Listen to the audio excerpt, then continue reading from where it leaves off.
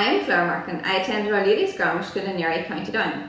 I attended Maharoorty College, 6 courses as a student, 4 as a leader and 1 as a teacher. The best thing about going to the Gaeltacht is that you are in the company of native speakers, you are fully immersed in cultural activities and of course the crack. I chose GCSE Irish because I wanted to become an Irish medium teacher.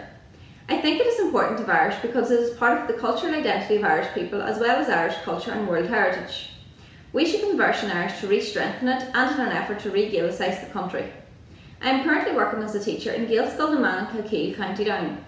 The best thing about having Irish is that I myself am part of the community that is committed to strengthening our identity, promoting our culture and reviving the Irish language.